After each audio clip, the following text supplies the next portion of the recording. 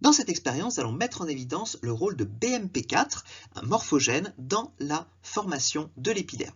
Alors on va partir d'un embryon de Xénope, et plus précisément un embryon au stade blastula. Donc vous reconnaissez ici la cavité à l'intérieur de la blastula qui est la blastocèle, et il y a ici des petites cellules qu'on appelle des micromères autour du pôle animal et des grosses cellules qu'on appelle des macromères autour du pôle végétatif. Eh bien, on va prélever les micromères de ce qu'on appelle la coiffe animale ou le toit du blastocèle et on va les cultiver in vitro, séparés du reste. Et si on le fait en laissant tranquille cette calotte animale, eh bien, dans ce cas-là, on obtient un épiderme cilié. Ça veut dire que ces cellules sont déterminées à donner un épiderme.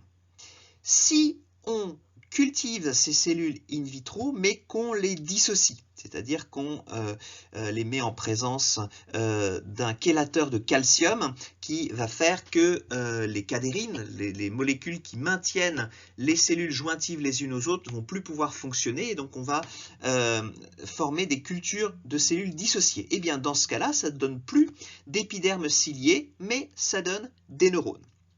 Alors qu'est-ce qui peut expliquer ça ? Eh bien, lorsqu'on refait des cultures dissociées, mais cette fois-ci on rajoute du BMP4, eh bien, dans ce cas-là, on réobtient à nouveau un épiderme cilié.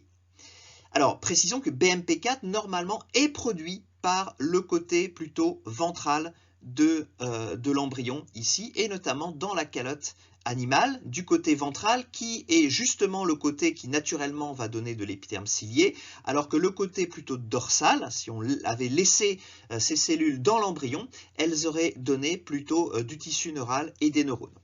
Donc cela veut dire que lorsqu'on dissocie les cellules, eh bien en fait on dilue le BMP4, c'est-à-dire que les cellules qui produisent ici dans la calotte animale du BMP4, si les cellules sont jointives, la concentration de BMP4 reste importante et donc cela donne un épiderme cilié. Si on sépare les cellules les unes des autres, alors chacune d'entre elles un peu isolément produit du BMP4, mais ça va se diluer dans le milieu de culture et on va passer en dessous d'un certain seuil, et à ce moment-là, eh bien, les cellules vont donner des neurones lorsqu'il n'y a pas de concentration suffisante en BMP4. Et donc il suffit de rajouter du BMP4 dans le milieu pour qu'on retrouve finalement l'épiderme cilié. Donc on voit l'effet de morphogène du BMP4 au-dessus d'un certain seuil de concentration ou de manière naturelle dans la calotte animale. Il permet de transformer l'ectoderme en épiderme cilié, alors qu'en dessous d'un seuil de concentration, lorsque sa concentration passe en dessous d'un certain seuil,